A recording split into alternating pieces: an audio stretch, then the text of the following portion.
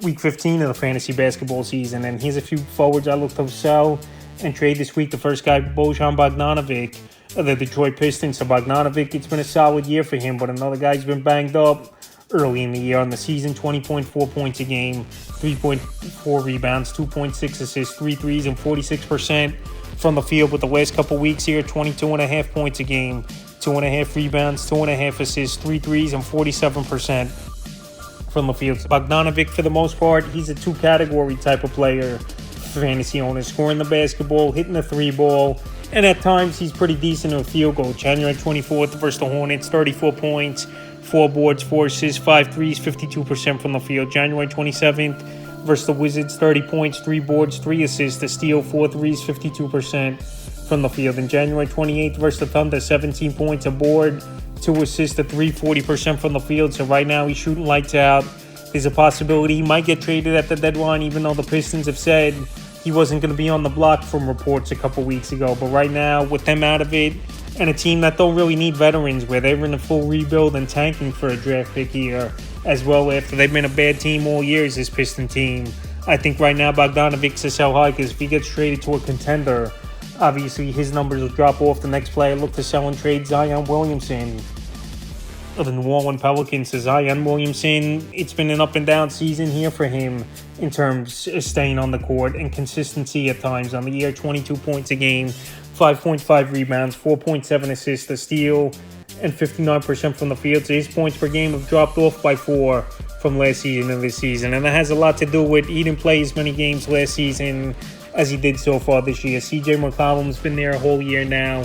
And we know Brandon Ingram's a great player. So the last 2 weeks here for Zion, 20.6 points a game, 3.4 boards, 5.2 assists, 1.2 steals, and 59% from the field. So Zion, believe it or not, he's pretty much only a 3-category type of player. He's going to score the basketball decent. He's going to assist the basketball decent for a forward, and a good field goal percentage. Obviously, where he could get to the hoop at ease with his strength and size, dunking and laying the ball in.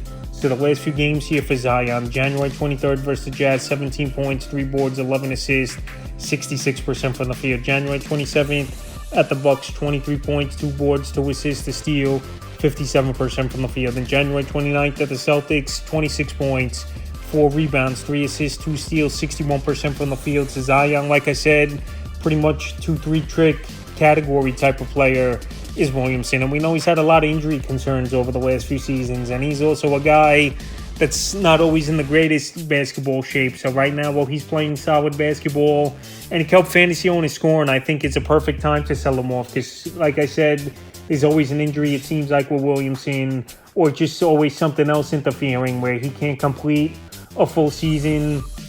And also, as well, his rebounding can be better than final forward. I look to sell and trade here is PJ Washington of the Charlotte Hornets. So Washington, he exploded a few games ago for 42 points.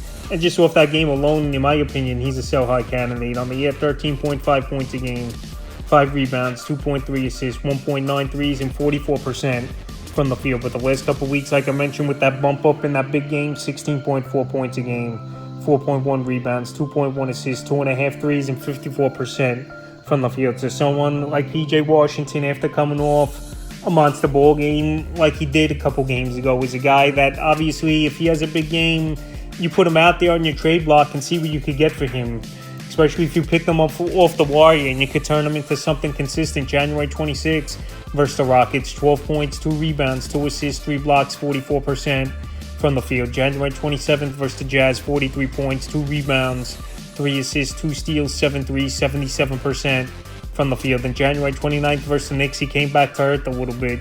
16 points, 2 boards, 2 assists, a block, 2 threes, 36% from the field. So I believe PJ Washington, he's a solid player for the Charlotte Hornet team. A young player as well, where he's getting opportunity. And this Hornet team, 10-35 on the season. So they don't have much to play for except tanking for a high draft pick in the lottery this season. So right now, PJ Washington, after coming off that big game, like I said, I would put him on the trade block and see if he can get anything more consistent and a more proven player than he's been throughout his career. So that's a few forwards I look to sell and trade for Week 15 of the fantasy basketball season.